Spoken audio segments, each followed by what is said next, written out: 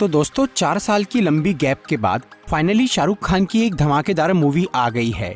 रोहित शेट्टी के cop universe के बाद बॉलीवुड में अब यशराज फिल्म्स का स्पाई यूनिवर्स भी बन चुका है, जिसकी लेटेस्ट मूवी है पठान। पेट्रियोटिज्म और एक्शन थ्रिलर से मिली जुली ये फिल्म न सिर्फ एंटरटेनमेंट से भरपूर है, बल्कि इसकी स्टोरी भी काफी बढ़िया है।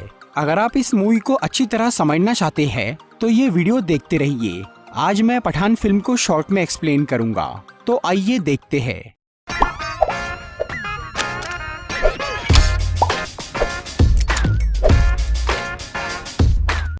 तो जिन लोगों को ये बात ना पता हो उन्हें मैं ये बताना चाहूंगा कि पठान मूवी यशराज फिल्म्स के स्पाई यूनिवर्स का पार्ट है और ये एक था टाइगर जिंदा है और वॉर मूवी से डायरेक्टली कनेक्टेड है। इसीलिए यहाँ पर हमें किसी एक मूवी का कैरेक्टर दूसरी मूवी में भी दिख सकता है। तो इस फिल्म की कहानी शुरू होती है सन 2019 में, जब इंडियन गवर्नमेंट ने जम्मू एंड कश्मीर से आर्टिकल 370 हटा लिया। इस खबर से पाकिस्तान के कई लोगों को बहुत बुरा लगता है, पर इससे सबसे बड़ा झटका लगा पाकिस्तान के एक मिलिट्री ऑफिसर को, जो था जनरल कादिर। उस टाइम पर जनरल कादिर को दिमाग का कैंसर हो गया था और उसके पास कुछ ही साल बचे थे।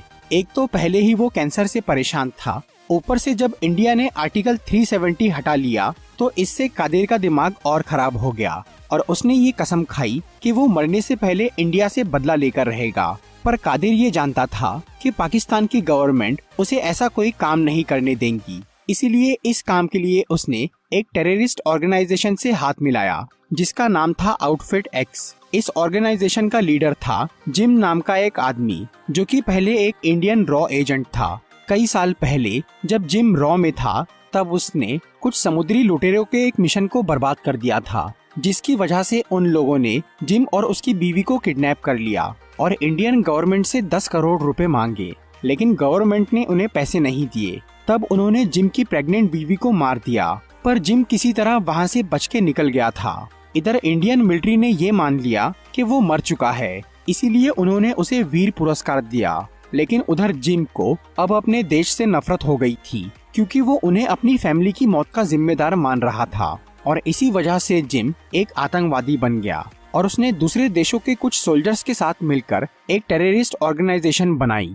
और वो कॉन्ट्रैक्ट बेसिस पर बड़े बड़े मिशंस को अंजाम देने लग गया। इस सब के बीच जिम इस मौके की तलाश में था कि वो किसी दिन इंडियन गवर्नमेंट से अपनी फैमिली की मौत का बदला लेगा। और अब जब 2019 में जनरल कादिर ने जिम को इंडिया के खिलाफ एक मिशन सौंपा, तो इससे उसे बहुत खुशी हुई और वो अपने मकसद को पूरा करने में भिड़ गया। लेकिन जिम का प्लान काफी बड़ा था, इसीलिए उसे इस काम में काफी वक्त लगने वाला था। इस तरह से 1 साल बीत जाता है। फिर 2020 में इंडिया में पठान नाम का एक रॉ एजेंट, जो कि एक मिशन में घायल होने की वजह से जल्दी रिटायर कर दिया गया था, वो अपनी सीनियर ऑफिसर नंदिनी ग्रेवाल के साथ मिलकर एक नया डिपार्टमेंट खोलता है, जिसका नाम था joint operation and covert research यानी JOCR। इस डिपार्टमेंट में पठान अपने जैसे ही रिटायर्ड सोल्जर्स को भर्ती करना शुरू करता है, ताकि वो उनकी मदद से ऐसे मिशंस को पूरा कर सके जिनकी जिम्मेदारी कोई नहीं लेना चाहता। नंदिनी ग्रेवाल इस डिपार्टमेंट की हेड बन जाती है और इसमें 4 सोल्जर्स भर्ती हो जाते हैं, जिनके साथ मिलकर पठान ये पता लगाता है कि दुबई में होने वाली एक साइंटिफिक कॉन्फ्रेंस, जिसमें इंडिया के प्रेसिडेंट और 2 बड़े साइंटिस्ट जाने वाले थे, वहाँ पर आउटफिट एक्स के लोग कुछ गड़बड़ करने वाले हैं। ये बात जब रॉ के सेक्रेटरी कर्नल लूथरा को पता चलती है, तो वो ये मान लेते हैं कि आउटफिट एक्स के लोग प्रेसिडेंट पर हमला करने वाले हैं। इसीलिए कर्नल लूथरा प्रेसिडेंट की सिक्योरिटी को काफी बढ़ा देते हैं, पर इसके बावजूद भी पठान अपनी टीम के साथ दुबई पहुंच जाता है, ताकि वो आउटफिट एक्स पर नजर रख सके। उधर जिम अपने साथियों के साथ दुबई जाता है और वहाँ वो प्रेसिडेंट पर हमला नहीं करता, बल्कि वो इंडिया के 2 साइंटिस्ट डॉक्टर सहानी और डॉक्टर फारूकी को किडनैप कर लेता है। असल में जिम इंडिया के खिलाफ जिस प्लान पर काम कर रहा था, उसके लिए उसे उन साइंटिस्ट की जरूरत थी। फिर वो उन साइंटिस्ट को लेकर वहाँ से भागना शुरू करता है, लेकिन पठान उसका पीछा करके उसे रोकने की कोशिश करता है, जिसके चक्कर में उसका एक साथी मारा जाता है। पर इसके बाद भी पठान जिम से लड़ाई करता है और डॉक्टर फारूकी को उसकी पकड़ से छुड़वा लेता है, लेकिन आखिर में जिम डॉक्टर सहानी को लेकर भागने में कामयाब हो जाता है।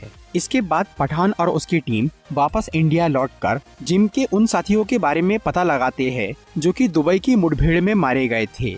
इससे उन्हें पता चलता है कि उन मरे हुए एजेंट्स को कुछ ही दिनों पहले किसी ने पैसे भेजे थे, जो कि पाकिस्तान की एक डॉक्टर थी रूबीना मोहसिन, जिसे रुबई भी कहा जाता है। वो अभी स्पेन में थी, इसीलिए पठान भी स्पेन चला जाता है ताकि वो रूबीना से आउटफिट एक्स के बारे में कुछ जानकारी हासिल कर सके। वहाँ पर जब पठान रूबीना का पीछा करता है तो जिम और उसके सभी साथी वहाँ पर आकर उसे पकड़ लेते हैं। रूबीना असल में पाकिस्तान की एक ISI एजेंट थी और वो फिलहाल आउटफिट एक्स के लिए काम कर रही थी। जिम और रूबीना ने मिलकर एक ऐसा जाल बिछाया था कि जिससे पठान स्पेन पहुंच जाए, क्योंकि जिम इंडिया के खिलाफ जो प्लानिंग कर रहा था उसके लिए उन्हें एक खास चीज की जरूरत थी, जिसे हासिल करने में सिर्फ पठान ही उनकी मदद कर सकता था। फिर जिम पठान को अपनी टीम में शामिल होने का ऑफर देता है, लेकिन वो इसके लिए मना कर देता है। तब जिम अपने साथियों को पठान को मारने का ऑर्डर देकर वहाँ से चला जाता है, लेकिन उसके जाते ही रूबीना आउटफिट एक्स के लोगों के खिलाफ हो जाती है और वो पठान को बचाकर उसके साथ वहाँ से भाग जाती है। असल में जिम पहले से ही ये जानता था कि पठान सीधे सीधे उसकी मदद नहीं करेगा, इसीलिए उसने रूबीना को उसके साथ दोस्ती का नाटक करने के लिए बोला था। फिर वहाँ से निकलने के बाद रूबीना पठान को ये बोलती है कि जिम रक्त बीज नाम की किसी चीज को हासिल करना चाह रहा है, जो कि रशिया के मॉस्को शहर में है, और वो उस रक्त बीज का कुछ गलत इस्तेमाल करना चाहता है। इसीलिए रूबीना पठान को ये बोलती है कि उन्हें जिम से पहले उस रक्त बीज को चुराना होगा, जिसके लिए पठान मान जाता है और फिर वो दोनों मॉस्को पहुंच जाते हैं, जहां वो रक्त बीज को चुराने की तैयारी शुरू करते हैं, जो कि एक बेहद सुरक्षित तिजोरी के अंदर रखा हुआ था। पठान और रूबीना काफी सारे जुगाड़ लगाकर उस तिजोरी तक पहुंच जाते हैं और वहां से वो रक्त बीज चुरा लेते हैं, लेकिन तभी रूबीना पठान को धोखा देकर वो रक्त बीज लेकर वहां से भाग जाती है, जिसके बाद रशिया की पुलिस पठान को गिरफ्तार कर लेती है और फिर नंदिनी ग्रेवाल को वहां पूछताछ के लिए बुलाया जाता है। नंदिनी रशिया के साथ इंडिया के रिश्ते बिगाड़ना नहीं चाह रही थी, इसीलिए वो पुलिस को पठान को मारने के लिए बोल देती है, लेकिन वो पठान को इशारों में ये समझाती है कि उसकी मदद करने के लिए कोई आने वाला है, इसीलिए वो बेफिक्र रहे। फिर पठान को एक ट्रेन से दूसरी जेल में ले जाया जाता है, लेकिन वो लोग उसे उस ट्रेन में ही मारने वाले थे। फिर वहाँ मौजूद सभी पुलिस वाले और कैदी पठान को मारने की कोशिश करते हैं, लेकिन तभी वहाँ पर अविनाश सिंह राठौड़ यानी टाइगर आ जाता है, जो कि पठान के साथ मिलकर उन सबको खत्म कर देता है। इसके बाद टाइगर एक दूसरे मिशन पर निकल जाता है और पठान रशिया में ही कहीं छुप जाता है और वो तब तक वहीं रहने का फैसला करता है जब तक उसे जिम, रूबीना या रक्त बीज के बारे में सब कुछ पता न चल जाए। इस तरह से 2 साल बीत जाते हैं। फिर 2022 में पठान को ये पता चलता है कि जिम का खास आदमी राफे अफ्रीका में एक मिसाइल खरीदने गया है, इसीलिए पठान वहाँ जाकर राफे को पकड़ लेता है और उसे रशिया लेकर आ जाता है। फिर वो उससे पूछताछ करता है, पर राफे को ये नहीं पता था कि जिम कहाँ है और वो उस मिसाइल का क्या करने वाला है। इसी दौरान इंडिया में नंदिनी को एक CCTV फुटेज से ये पता चलता है कि रूबीना फ्रांस के शहर पेरिस में है, इसीलिए वो रशिया जाकर पठान को ये खबर देती है और तब पठान पेरिस जाकर रूबीना से मिलता है। वो ये समझ गया था कि रूबीना जानबूझकर CCTV में आई है ताकि वो उससे मिल सके। फिर रूबीना उसे जिम का पूरा प्लान बताती है। रशिया से चुराया हुआ वो रक्त बीज असल में स्मॉल पॉक्स का वायरस था।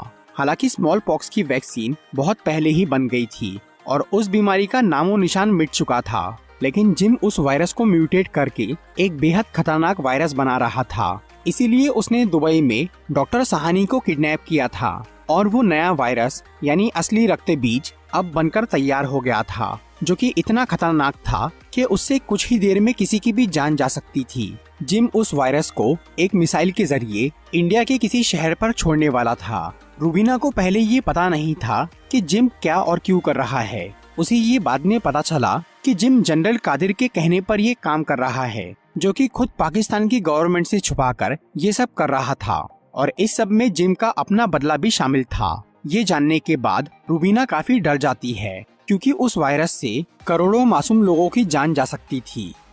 इसीलिए वो पठान से मिलकर उसे सब कुछ बता देती है। इसके बाद रूबीना फ्रांस की एक खुफिया लैब में चली जाती है, जहां डॉक्टर साहनी ने वो वायरस तैयार कर लिया था और उसे 2 ऑर्ब यानी 2 स्पेरिकल कंटेनर में रख दिया था। फिर जिम उन ऑर्ब्स को लेने के लिए वहां आता है, लेकिन तभी पठान भी अपनी टीम के साथ उस लैब में पहुंच जाता है और तब जिम ये समझ जाता है कि रूबीना ने उसे धोखा दिया है, इसीलिए वो उन ऑर्ब्स को लेकर वहां से भागने लगता है। फिर पठान और रूबीना जिम का पीछा करते हैं और कुछ देर की भाग दौड़ के बाद आखिर में एक ऑर्ब जिम को मिल जाता है और दूसरा पठान और रूबीना को, जिसे लेकर वो कर्नल लूथरा और नंदिनी के पास जाते हैं, जो कि उस ऑर्ब को टेस्टिंग के लिए रख लेते हैं और रूबीना को जिम का साथ देने की वजह से गिरफ्तार कर लिया जाता है।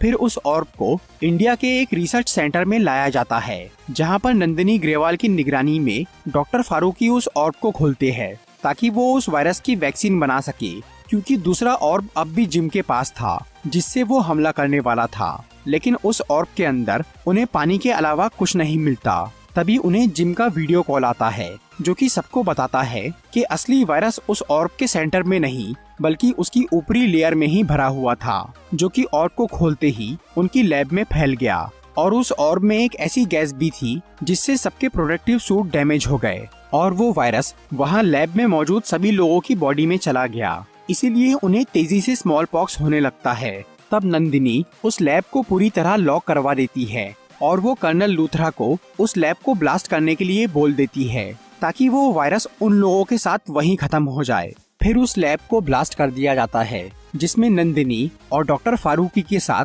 कई लोग मारे जाते हैं। इसके बाद इंडियन गवर्नमेंट को जिम का वीडियो कॉल आता है, जिसमें वो बोलता है कि उन्हें 24 घंटे में कश्मीर से अपनी आर्मी हटानी होगी, नहीं तो वो अपने मिसाइल के जरिए रक्तबीज को इंडिया के किसी शहर पर छोड़ देगा। जिम और जनरल कादिर ये जानते थे कि इंडियन गवर्नमेंट कश्मीर नहीं देने वाली, इसीलिए उन्होंने वायरस को इंडिया पर छोड़ने की पूरी तैयारी कर ली थी।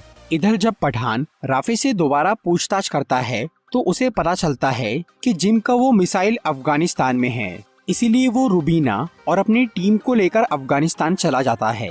वहाँ पर वो लोग एक जाल बिछाकर जिम के साथियों को बाहर निकलवाते हैं और वो उनके जरिए उस अड्डे पर पहुँच जाते हैं जहाँ वो मिसाइल रखा था। वहाँ पर जनरल कादिर और जिम उस मिसाइल को छोड़ने की तैयारी कर रहे थे, लेकिन पठान और उसके साथियों के आते ही वहाँ पर लड़ाई चालू हो जाती है, जिसमें कादिर रूबीना के हाथों मारा जाता है और फिर जिम एक जेट पैक लेकर वहाँ से भागने लगता है। इसीलिए पठान भी एक जेट पैक से उसका पीछा करता है और वो दोनों लड़ते लड़ते एक पहाड़ी पर बने कैबिन में पहुँच जाते हैं। उधर जब रूबीना उस मिसाइल को खोलकर देखती है तो उसमें रक्त बीज नहीं था, वो मिसाइल बस ध्यान भटकाने के लिए था। तब रूबीना को जिम के एक साथी से पता चलता है कि वो वायरस का ऑर्ब दिल्ली जाने वाले एक प्लेन में रखा है और उस ऑर्ब में कुछ देर बाद का टाइमर सेट है, जिसे रोकने का रिमोट जिम के पास है।